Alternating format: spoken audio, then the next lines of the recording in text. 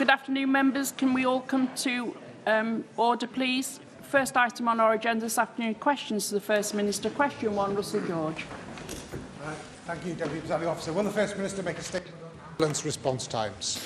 Yes, the Welsh Ambulance Service continues to exceed the national target to respond to immediately life-threatening or red calls within 8 minutes. In August, 74.4% of red calls received a response within 8 minutes, with a median response time of just over 5 minutes. Thank you for your answer, First Minister. Back in March, I questioned the Cabinet Secretary for Health on ambulance response times in Powys, following delays at the time it takes for an ambulance to arrive following a 999 call. And this has been partly attributed to ambulances waiting outside hospitals to transfer patients into the care of hospital staff.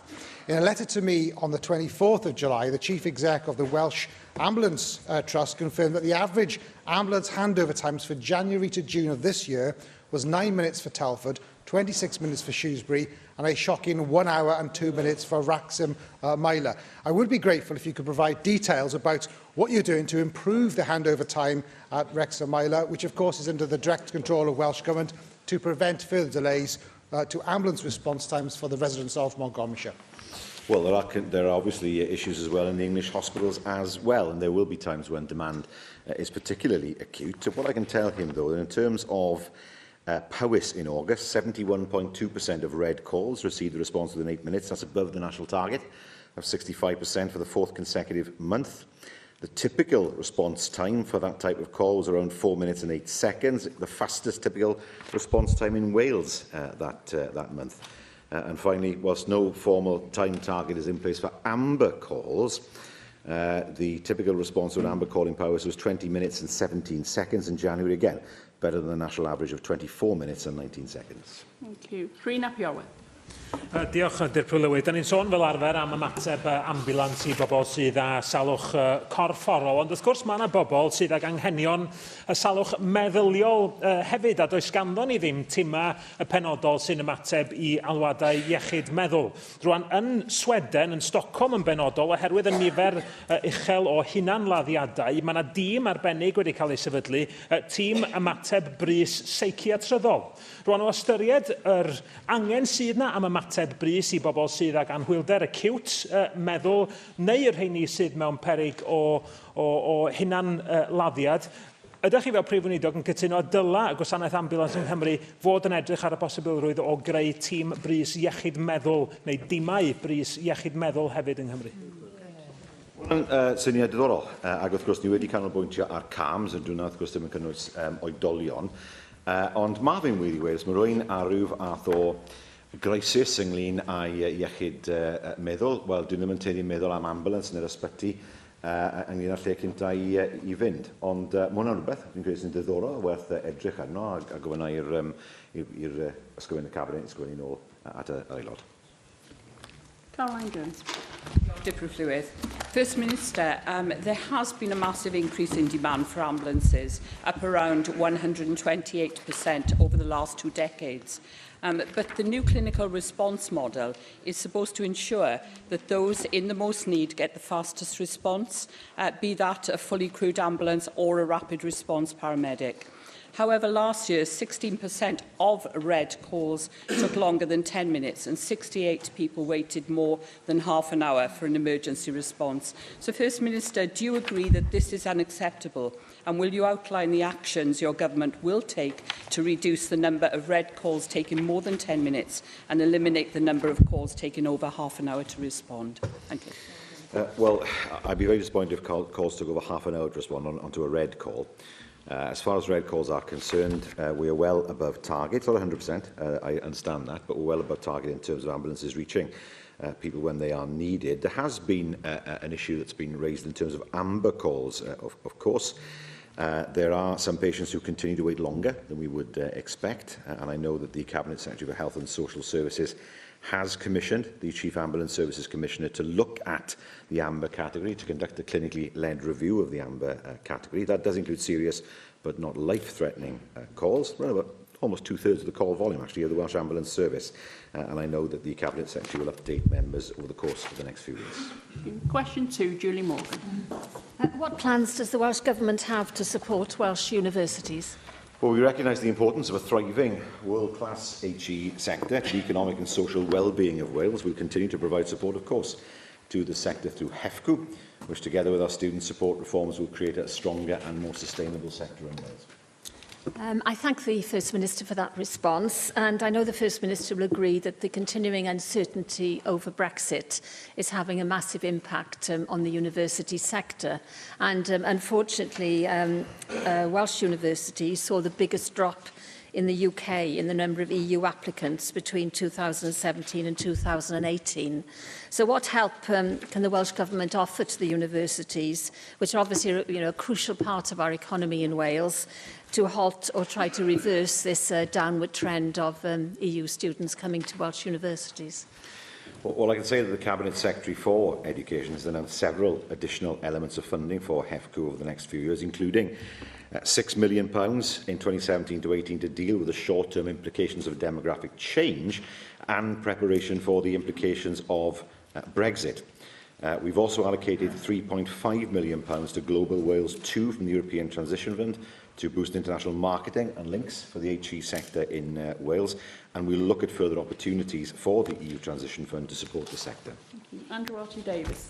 Thank you, Deputy Presiding Officer. First Minister, clearly the offer isn't strong enough at the moment. When you look at the figures, a 7% drop from non-EU countries and a 10% drop from EU countries coming to Welsh universities, yet England, Scotland and Northern Ireland all saw increases in the number of students enrolling in their universities.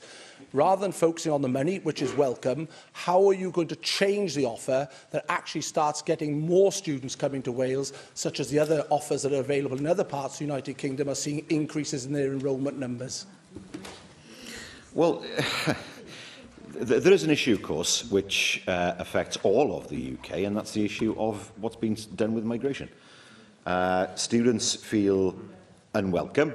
Certainly that's something I've picked up many times in terms of students from India. They feel unwelcome in the UK. It's also hugely important that we're able to access the academic staff that are needed in order for universities to be competitive. And ultimately, that's what it's all about. Universities compete in a world market. I've already explained what we are doing in terms of universities in Wales. And, of course, I very much encourage our universities to sell themselves abroad, to understand that they operate in a world market, and, of course, to make sure that more students come to Wales because of the quality of the university of education that's available here. Thank you. Claire Griffith. Diolch Dr Prylywydd. Ond mae'r pwynt yn ddilys yn diwedd, mae yna rhywbeth unigryw ynglyn â'r ffigurau yma yng Nghymru, oherwydd mae gweddill Deyrnas Senedig wedi gweld cynnydd o 2% yn y myfyrwyr israddedig sy'n dod o'r Undeb Ewropeaidd, ond mae Cymru wedi gweld cwymp o 10%. Nawr, awgrym gan eich ysgrifennydd addysg chi, wrth gwrs, bod y ffordd yma y gefnogaeth i myfyrwyr yng Nghymru wedi newid nawr yn golygu wrth edrych ar y gefnogaeth bod myfyrwyr o'r Undeb Ewropeaidd yn gweld falle neu cael y cafyddiad y byddan nhw'n cael llai o gefnogaeth nag y bydden nhw yn y gorffennol. Felly gyda hynny'n benodol mewn golwg, beth mae Llywodraeth chi'n neud i farchnata y cyfleoedd a'r gefnogaeth sy'n a'r myfyrwyr yna, oherwydd ar hyn o bryd mae'n amlwg bod nhw ddim yn clywed y neges. Wel, wy'n credu bod yn wir i weid bod yna effaith wedi bod ynglyn â'r newid y system o gefnogaeth i fyfyrwyr. Bydd yna rhywbeth hollol naturiol i weld. Bydd yna anodd i wybod os bod hwnna'n wir neu na, heb edrych ar beth sy'n digwydd yn y pen draw dros y blynydde, i weld os mae hwn yn rhywbeth sydd yn anarferol, neu i weld os mae hwn yn rhywbeth sydd yn trend.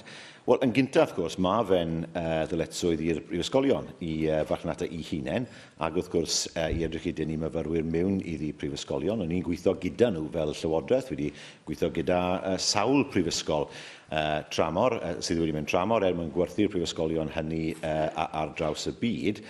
Ond beth sy'n holl bwysig, wrth gwrs, yw sicrhau bod y staff academic gyda nhw, lle maen nhw'n gallu cynnig y fath o addysg byddwn ni'n moyn gweld. Ac ar hyn o bryd, beth sy'n peryglu hwnna mwy na dim byd yw yr ffaith bod yna ddim eglurder o gwbl ynglyn â beth bydd statws staff academig o'r Undeb Ewropeaidd a gwledydd eraill yn y pen draw. Bydd yna groeso i nhw neu na. Wedi'n gobeithio, wrth gwrs, bydd y croeso yn dal i fod yna. We'll now turn to party leaders, a turn to question the First Minister.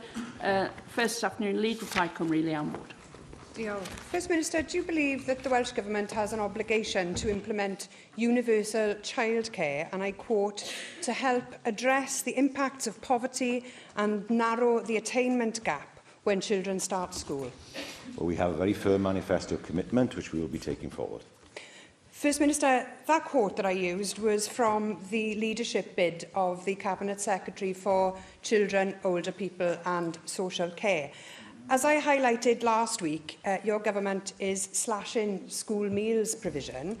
We have Cabinet Secretaries in your government who say one thing and then do the exact opposite. Now, the Children's Commissioner has lamented your childcare legislation as a large subsidy for some of Wales's highest earning families that is likely to reinforce inequalities. First Minister, you continue to turn your back on the politics of progress in favour of the politics of poverty. Do you accept that your regressive childcare offer is likely to reinforce inequality, or is it your view that the Children's Commissioner is wrong? Well, two things. Let's kill this myth, first of all, that somehow the free school meal provision in Wales is worse than in England. It isn't. There are 3,000 more children who will receive free school meals as a result of what we're doing as a government.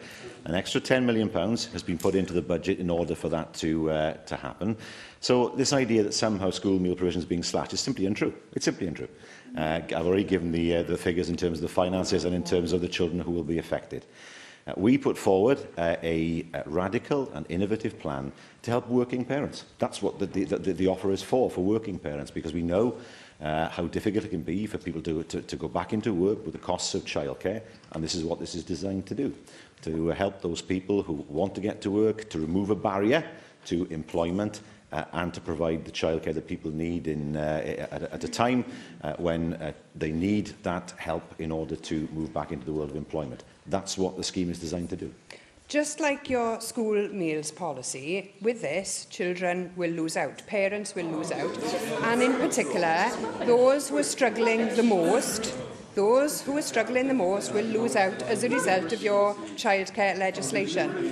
Now, studies from Ireland to Australia to here in Wales shows that one of the biggest barriers for people seeking work is access to high-quality childcare, and it's those very people, the people who are looking for work or those in education or in training, that your policy will exclude from childcare support. So, First Minister, this is a regressive policy. You'll be able to get free childcare if you're a couple earning £200,000, but if you're a struggling parent trying to get back into work or into training, you will be denied such support.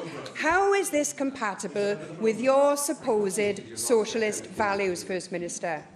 Again, I come back to the point I made, which you didn't seem to have picked up on, which is this: that when it comes to free school meals, the offer we put on the table, it means £10 million more a year, and 3,000 more children will receive free school meals. I don't see how that's slashing free school meals. Let's make that absolutely clear now. Secondly, there is the pay scheme, of course, that helps people get back into work. But she seems to contradict herself. On the one hand, she says it should be a universal scheme. Then she says it should be a scheme to help people get back into work. This is what it's designed to do, in order to help people get back into work and to offset the costs of childcare they otherwise have to pay, which makes it less attractive to go into work. Now, if that's what she's saying we should be doing, we are doing it, and we will take forward our manifesto offer and deliver the most generous childcare offer anywhere in the UK. Yeah. Leader of the Opposition, Paul Davies. Thank you, Deputy Presiding Officer. First Minister, are you ashamed of the A&E waiting times at Wrexham, Myler and Ysbyty Glan Clwyd hospitals, which were the worst ever on record, published this month? They must improve, there's no question about that. But if we see performances elsewhere in the NHS, we see that A&E provision is improving. But clearly, there is a challenge that Bessie Cadwaladr must meet in order to reduce the waiting times of those hospitals. Well, First Minister, this is a health board that has been under direct Welsh control for almost 3.5 years. What is there to show for your staged, improved and transformation plans? Well, the record speaks for itself. 1,900 patients waited longer than 12 hours at A&E services in North Wales. This is more than all the other health boards combined. This summer, more than 5,000 hours were lost because ambulances were delayed handing over patients at North Wales hospitals. In the last 12 months, 26,000 patient safety incidents were recorded, 10,000 more than in Cardiff. 233 of these have been severe incidents, more than double those in Cardiff. In the last 3 years, the Health Board has overspent by £88 million and has more than 2,000 patients waiting over a year for treatment. These are shocking statistics, and behind these figures are real people who are suffering as a result of your sheer incompetence to help this Health Board to improve. For 3 years, you have been responsible for these services and have set benchmarks to see this Health Board improve. You are clearly failing the people of North Wales. So can you now tell us what you and your government are going to do about this? What specific measures are you now going to take to start addressing this very serious situation? Well, we acknowledge performance on those two sites is unacceptable. That's the first thing to say. It's a reflection of pressures and demands on hard-working staff. I've said that I expect the board to put into place meaningful actions to deal with this. Now, what have we done? Well, the board, with £1.5 million worth of support from Welsh Government, has put in place arrangements to target improvements and actions in respect of the unscheduled care system in the north.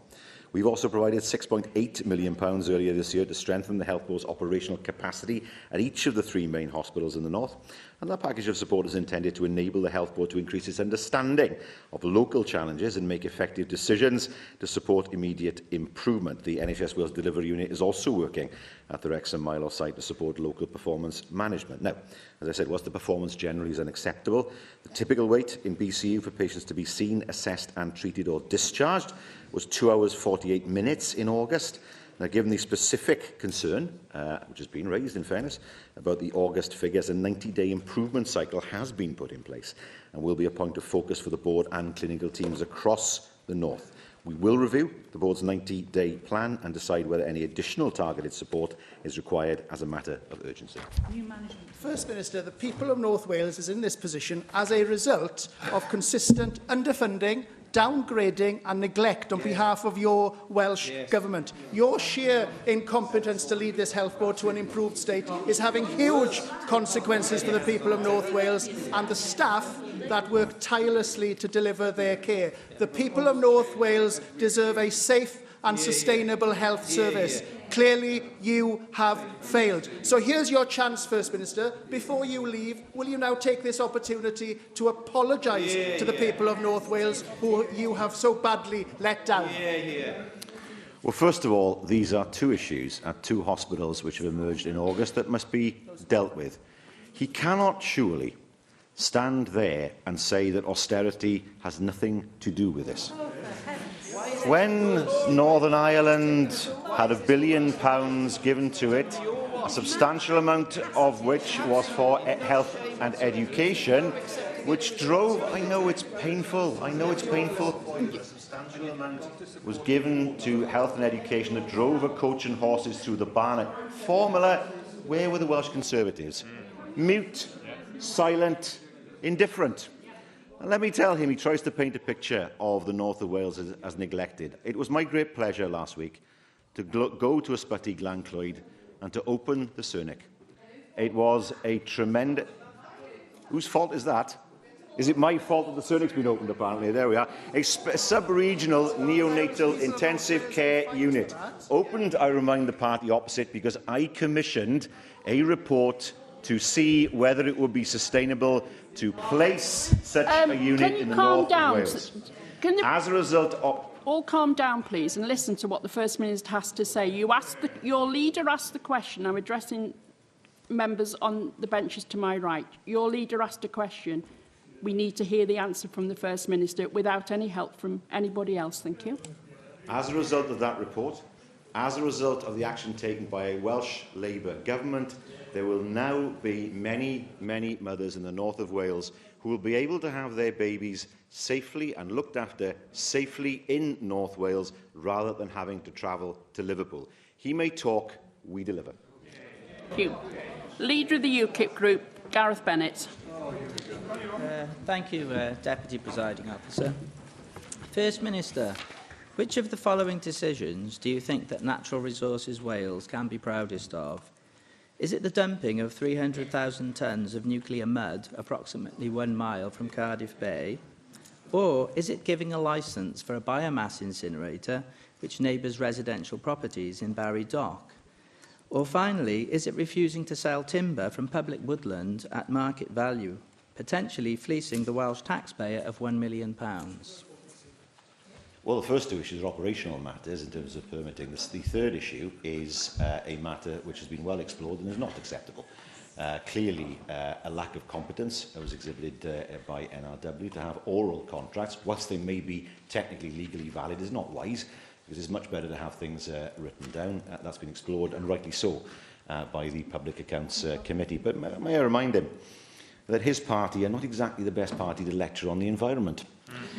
This is a party who, as far as I can see, have no interest in the environment at all, and who wanted to take us out of the European Union, which was singularly responsible for raising Britain's standards, which were so appalling when it came to the environment, particularly in the 70s and 80s. There was one river, I believe the River Irwell in Salford, that at one time would catch fire if you threw a lit match into it. It was the European Union that dragged Britain out of the gutter when it came to its environmental standards. Now, let's see what UKIP propose in order to preserve and enhance our environment for the future in the absence of that European framework. Yes, you're talking about the European Union. I was asking you about your oversight of Natural Resources Wales, but thanks for leading us down a blind alley, First Minister. Well, you did that. Now, you mentioned the oversight of NRW by the Public Accounts Committee, and I'm glad you see a valuable role for the Public Accounts Committee in doing that.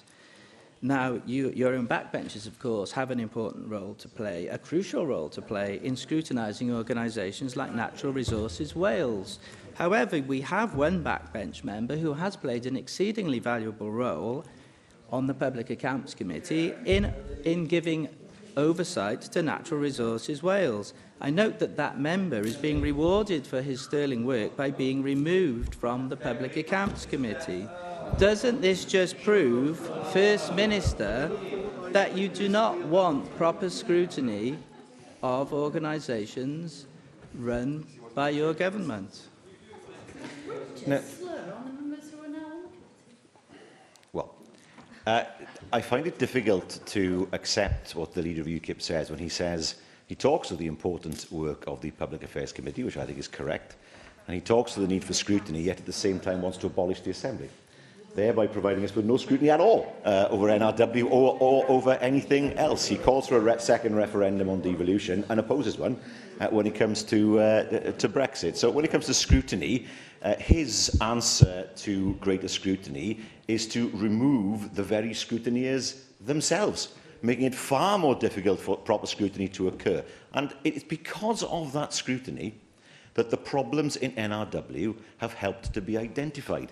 In years gone by, that level of scrutiny would never have been there in the days before devolution. That scrutiny, rightly so, has been exercised by the Public Accounts Committee, and it is a matter now for NRW, working with ourselves as a government, to rectify the situation. Now, to go back to what your member said, your member of the Public Accounts Committee, at the height of the timber fiasco, I quote, "What is going on in NRW to have their accounts qualified for the third year running? It's unprecedented and frankly outrageous. I'm struggling to think of an explanation as to why this might be. Might it be corruption or incompetence? But it does appear that the forestry section of NRW is out of control. I think there needs to be accountability from the senior leadership of this organisation, which does appear to be out of control." End quote. Now, you're talking about me wanting to remove scrutiny. I'm talking about wanting to remove this entire useless institution, the Welsh Assembly, of which you've been at the heart of for 18 years. The problem is not the scrutiny by backbenchers, because when they do scrutinise, you rubbish it anyway and you remove them from the committees. The point is that the government you've been part of for 18 years isn't fit to run these institutions, and that's why the Welsh public gets an awful deal from the Welsh Assembly. Is that not the case, First Minister? Yeah, there we go. So let me see. There have been two referendums, one in 1997 and 2011. He doesn't accept the result. Yet he demands that there should be no referendum at all on the deal with Brexit. I mean, his hypocrisy is almost breathtaking. On the one hand, he says we need more scrutiny, and then he says we need to remove all scrutiny, without realising the contradiction of what he is saying. The member for Plenary, I'm sure, is delighted by the support that's been given to him by the leader of UKIP. But he is somebody who holds government to account from the government backbenchers, and exactly how he should do it, as should be done. You know, the leader is somebody, the member for Plenary is somebody who expresses his view, and he's right to do so. That's what government backbenchers are there to do, to make sure that as a Welsh Labour government we get things right. Now, I'm not sure what he's saying, get rid of the Assembly or get rid of NRW, I don't know. What I do know is that if ever UKIP got to power, and there were 7 of them to begin with, there are 4 of them now, who knows, there may be far fewer of them in the future. And part of the reason for this is because UKIP can't win anything, let's try and attack the body that we can't actually win an election to. But if ever UKIP ever got to power, we know there'd be no environmental regulatory body. It would be a free-for-all when it came to the environment. Our environment would be destroyed, our beaches would be ruined, all in the name of the mad free market philosophy that his party wants to expound. And that is the reality of UKIP. We will fight to make sure that the people of Wales, yes, have the government they deserve, the scrutiny they deserve, and to keep the body that they voted for, not just once, but voted for twice in terms of extra powers. We'll return to questions on the order paper. Question 3, Susie Davis. Diolch yn fawr, Dir Prylywydd. Will the First Minister provide an update on the Swansea Bay City deal? Well, the 4 local authorities have reached a milestone with the approval of their joint committee agreement. That's an important step in releasing government funding. Well, thank you very much for that, considering we're some way into the lifespans of these deals. It's a shame it's taken quite that long, but nevertheless. The Institute for Welsh Affairs has argued that there has to be more investment, research and innovation for us to have any chance of meeting the 100% of our energy demand from renewables by 2035. And the Homes as Power Station project is one aspect of the Swansea Bay City deal. Last week, the UK Government announced an additional £36 million for Swansea University, which is, of course, a partner in the deal, taking the investment to £100 million in 8 years so that the university can lead on innovation in energy for the UK. It's been welcomed by Tata Steel, Swansea itself, and Coastal Housing. I'm sure you welcome it as well. But it shows that the City deal is levering interest from other parties in investment. Can you tell us how your overseas visits have helped to do the same from other parts of the world? Well, let me give you some examples. If we look at the States, I spent a lot of time talking to the companies that invest in Wales from America, same with Japan. I've spent a lot of time with companies in Europe who invest in Wales, amongst them Airbus, for example, Ford, Toyota I've met. And all these organisations very much value the presence of a First Minister or a government minister, because a minister can open doors that officials can't and agencies can't. What are the results? Best foreign direct investment figures for 30 years. And those figures speak for themselves. Unemployment 3.8%. That would have been unthought of in the days before devolution. She talks rightly, and she's right to say I'd support the initiative she's described, but a very good way of moving forward with increasing the amount of energy generated from renewable sources would have been the Swansea Bay Tidal Lagoon, which the Conservative government rejected, thereby removing our chances of innovation, of taking forward, of leading the world in a technology, the creation of 1,000 jobs, and of course many, many homes and manufacturing plants powered by renewable energy. That is a matter of great regret to me, and it's hugely important that the UK Government continues to review the decision that it has taken and to give Wales the same fair play as it wants to give to the DUP. Lee Waters. Diolch, Dir Prylywydd. I'm delighted that among the first projects that come through under the bid is the £200 million wellness village in Llanelli, which through its innovation promises to be an exemplar for the whole of Wales. I've been discussing with the Council how we can make sure that it joins in with the rest of Llanelli and doesn't become some out-of-town development. The traffic in the area is already intense in peak hours. So will the First Minister make sure that the emerging plans on the South Wales Metro are dovetailed into the developments around the wellness village? Yeah, that'd be crucial. I mean, we can't... As with any development of this size, it cannot all be car-based, he's quite right. We have the Active Travel Act. It's hugely important that as we move the metro forward, that there are proper bus connections, train connections where appropriate, and of course opportunities for active travel. no development such as the wellness village, given the fact that it is a wellness village, could properly be taken wholly seriously if active travel wasn't part of the message and the ethos of that wellbeing village. So he's absolutely right to say that the last thing I'd want to see is a development creating unacceptable levels of traffic, mainly because there's no other alternative for people other than to drive. We must create those alternatives. Di Lloyd. Diolch, Dirprwy. Ar yr un trywydd, a Lee Waters i fod yn deg, wrth gwrs, yn ogystal â'r fargen dinesig ei hun, mae'r 4 awdurdod lleol yn Orllewin Cymru yn cynabod bod trafnidiaeth hefyd yn rhywbeth mae angen iddynt i ddatrys ar lefel rhanbarthol, ac mae yna astudiaeth dichonolorwydd i fetro bai Abertawe a chymoedd y Gorllewin yn amlwg. Mae hyn yn amlwg yn gam pwysig ymlaen wrth ddatblygu system trafnidiaeth gyhoeddus fodern yn Orllewin Cymru i gyplysu y math o ddatblygiad mae Lee yn sôn amdano fo. Fodd bynnag, hyd yma, does braidd dim manylion wedi cyhoeddi ers i'r gwaith mae ddechrau ar yr astudiaeth dichonolorwydd. Pryd ydych chi'n rhagweld y bydd y cyhoedd yn cael gwybod am gynnydd ar y prosiect yma ac yn cael cyfle i drafod unrhyw syniadau neu chynlluniau? Wel, mae hwnna'n rhywbeth wrth gwrs i'r ardwyr lleol i symud ymlaen. Ni'n mynd i weithio gyda nhw mwyn gweithredu ar y cynlluniau. Ond mae fel lan i nhw ar hyn o bryd, a dwi'n mynd o'i bai yno, ond mae lan i nhw wrth gwrs i sicrhau bod nhw'n cynhyrchu cynllun sydd yn effeithiol ac yn gyhoeddus. Question 4, David Melding. Make a statement on Welsh Government funding for social housing. Well, social housing has always been, and always will be, of course, a fundamental priority for this government. We've never moved away from supporting those in greatest need, which is why we're making a record investment in social housing in the term of this government. First Minister, you no doubt would have heard Prime Minister's announcement for £2 billion for social homes in England, and she emphasised her pride in social housing, and I think we should all share that pride. It's been at the heart of the great house building programmes throughout the last century, and sadly has tailed off in the 21st century. As part of the UK government's commitment to transform house building, it will give assured funding to housing associations, giving them long-term certainty to invest. And this is something that they've called for repeatedly here in Wales. So under the English scheme, associations will be able to apply for funding stretching as far ahead as 2028-29. Now, when we get the Barnett consequential, these monies do come on stream in the 2020s. Will you make a similar commitment to ring-fence this money for social housing and sort out the grant schemes to housing associations so that they can invest for the long term and at last lead us to an age where we build enough houses for the people who need to live in them? Well, there are... Well, I mean...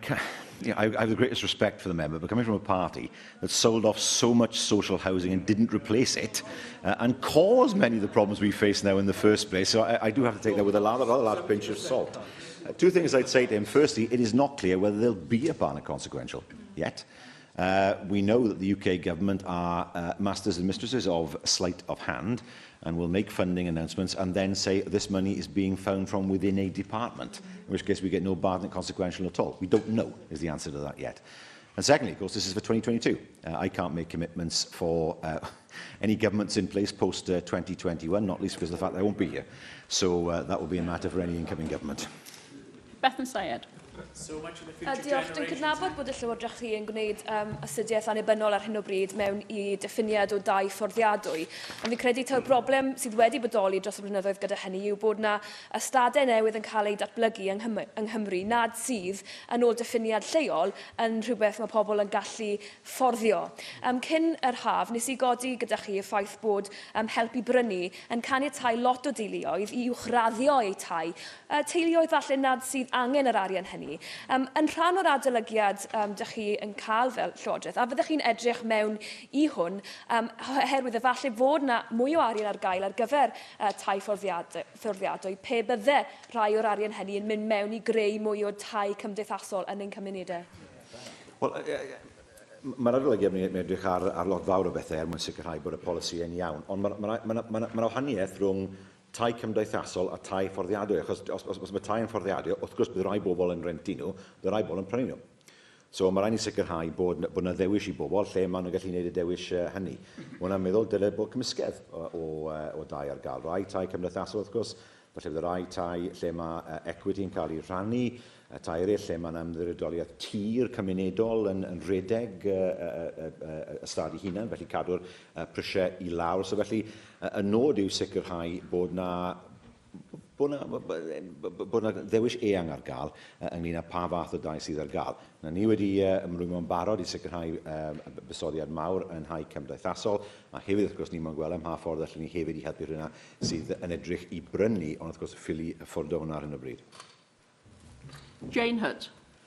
First Minister, given that the size of social housing stock declined dramatically since 1980, when the right to buy was introduced, resulting in longer waiting times for people in housing need, will you join me in welcoming the end to right to buy by a Welsh Labour government via the abolition of the right to buy and Associated Rights Wales Act 2018? Will you also welcome Welsh Government investment in social housing in my constituency, the Vale of Glamorgan, including not only extensive investment through our social housing grant to housing associations, the building of new council housing by, in fact, what was then a Labour council running the Vale of Glamorgan, and also, importantly, 2.8 billion major repairs allowance to enable the Vale of Glamorgan Council to bring social housing up to the Welsh housing quality standard.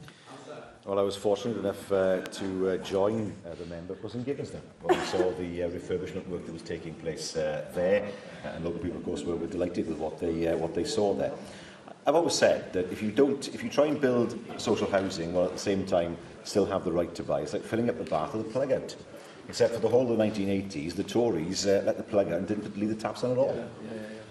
You can't replace your housing stock if you allow it to be sold at a rate that doesn't allow you to keep up. So one of the reasons why we saw so much homelessness, particularly that began in the 1980s, because public housing wasn't available. In Powys, I think, I remember reading, around half of the public housing stock was lost and never replaced. Now, how on earth can that be fair on people in rural areas, particularly when it's difficult to buy in some rural areas, because people move in with lots of money from elsewhere and local people can't compete? So it's hugely important that we ensure that there's a proper supply of public housing, and that does mean, of course, creating a situation where public housing remains just that, public. Question 5, Sian Gwendolen. Anwch chi gyhoeddi amserlen benodol ar gyfer datblygu parc busnes Parc Bryn Cegin ger Bangor? Wel, mae tir datblygu ym Mharc Bryn Cegin ar gael i'w datblygu nawr ac yn cael ei farchnata drwy'n hasiant eiddo masnachol, sef Cwc yn Arcraid, a'n cronfa ddata eiddo a Chyngor Gwynedd.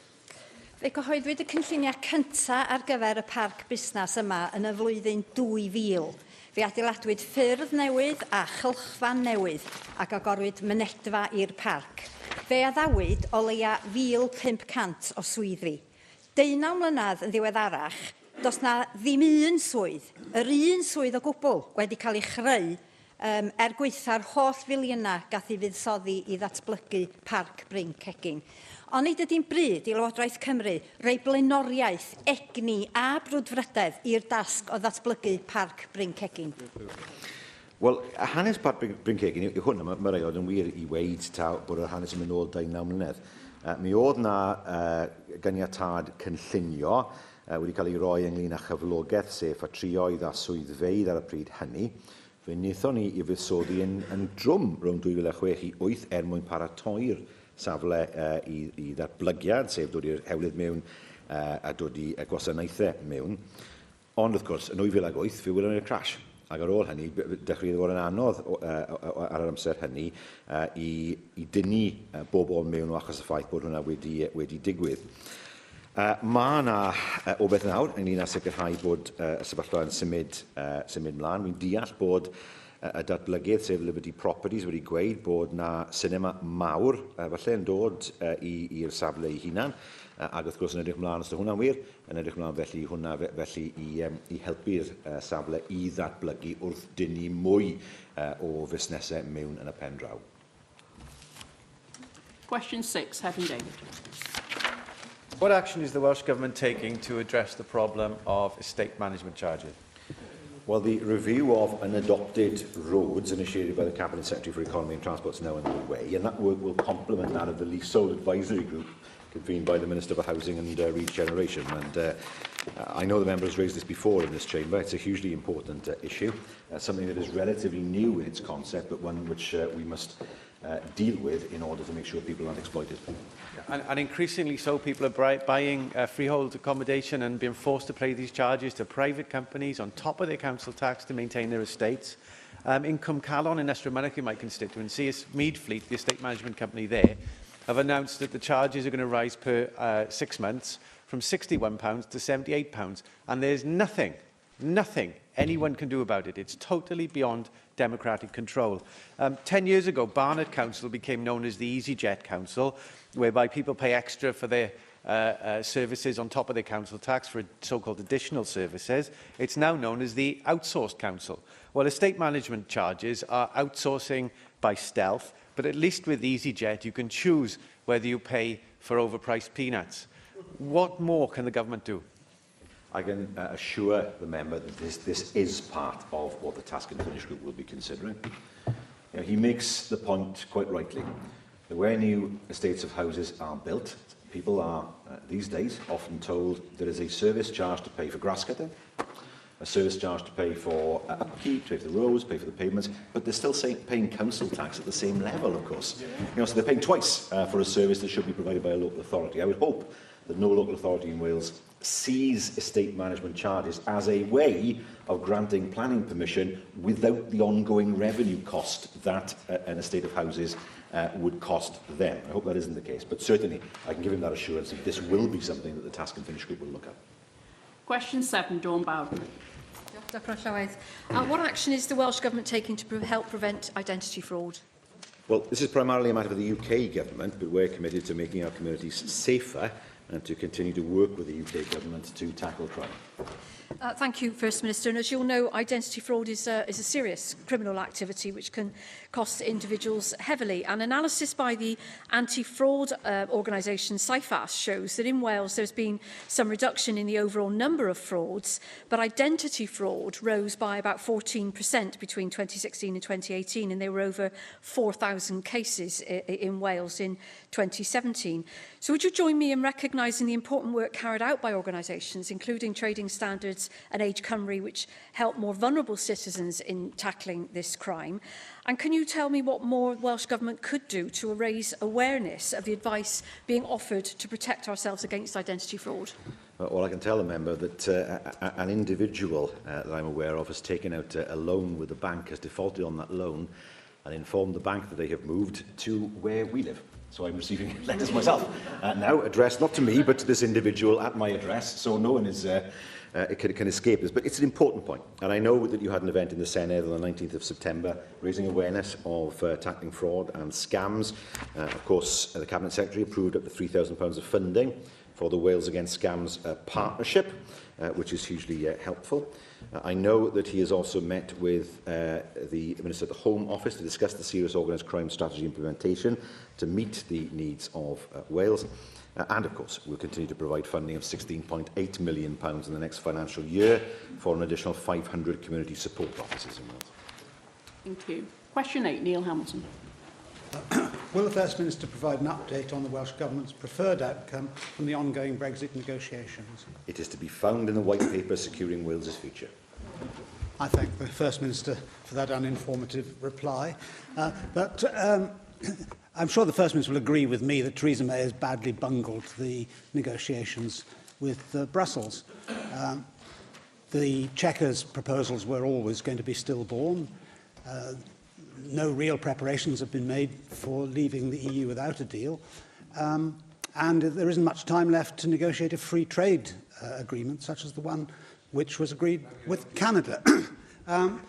Where does the Labour Party stand in all this? Sir Keir Starmer, the Brexit spokesman for Labour in the UK, seems to have said that Labour will vote against anything that Theresa May comes up with or is allowed to come up with between now and next March. Jeremy Corbyn, with whom I marched through many lobbies voting against EU legislation over the years, seems to be sitting on the fence.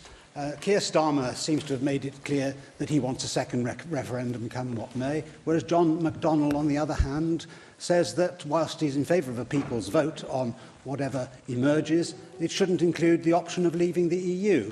What does the First Minister think? Should there be a second referendum in which there is an option for leaving the EU or not? Well, I mean, the first thing to say is there is an increasing mood music in this chamber and outside that if there is no deal, and therefore a disaster, it'll be the fault of the Remainers, not the fault of those who gave a pie-in-the-sky analysis 2 years ago of what the referendum would mean. We were told it would be the easiest negotiation ever, and it hasn't been. We were told the EU would fold in the face of the UK's demands. It hasn't done. We were told the German car manufacturers would drive to the rescue, and would force the German government to accept the deal favourable to the UK. They haven't done it. The reality is the UK is more divided than the EU has been at all in the course of this process. Now, he asked my view on it. First of all, to put this in context, I've heard his party argue strongly against a second referendum, and yet he was a member of a party who for 8 years argued strongly for a second referendum after 1997 because they didn't like the result and went into the 2005 general election on a manifesto of having a second referendum on the existence of the Assembly. So there's a certain level of double standards there that has to be recognised. Now, what do I think should happen? Firstly, if there is no agreement on a deal, in other words, that means no deal or no agreement on a proposed deal in not just Westminster but this place and Edinburgh as well, I don't see any alternative other than a general election. And in that general election, Brexit would be the only topic, I suspect, of discussion. In that general election, it is right to say that the issue could be given a proper airing and the people could decide. If, however, the result of that general election was inconclusive, well, how else do you then resolve the issue other than by going back to the very people who made the decision in the first place, but who now would be in a position to see exactly what Brexit would mean? Now, to me, that is the point where a second referendum becomes something that is that would need to be looked at, because how else do you resolve the situation? At this moment in time, I think we have to wait and see what happens in October and November, and then take decisions from there. Stephen Lewis. Diolch, Deputy Llawydd. But in terms of a general election in the event of an impasse of the House of Commons, what does the First Minister think would be achieved by any outcome that is possible there? Because, of course, both Theresa May and Jeremy Corbyn want to take us out of the single market and the customs union. So surely a choice of hard Brexit isn't a choice at all. And I noticed that in his reply to Mr Hamilton, he failed to answer one very important and timely question, which is the fact that if there is to be a referendum on the deal or no deal scenarios, should there also be a question there asking the people whether or not they wish to remain in the European Union? I think that's likely. I think that there are two possibilities here, are there not? If there's no deal, then it would be no deal or remain. If there is a deal, it becomes a bit more complicated in the sense it's, do you accept the deal? But if you don't, what do you want? No deal or remain? You know, there are ways in which the Electoral Commission, I'm sure, can finesse that referendum. But if there's no deal on the table, well, surely people have the right to express a view as to whether they wish to leave in circumstances that not one Brexiteer suggested would happen. Nobody said 2 years ago, if there's no deal, it doesn't matter. No one said it. Everyone said there will be a deal. That's changed. I don't like the idea of a second referendum on exactly the same issue, which is why I opposed the second referendum in 1997. But where the circumstances have changed fundamentally, where the promises that were made 2 years ago have come to nothing, then at that point, and if there's an inconclusive result in a general election, and who knows what parties might put forward in a general election, I'm sure the Lib Dems will put forward something quite different again. I'm sure his party will as well. But there has to come a point where if there is an impasse, the people have to decide. And they have to be allowed to decide on the basis of what they know now and not on what they were told 2 years ago, which hasn't happened. Thank you. Thank you. Thank you very much, First Minister. Item 2 on the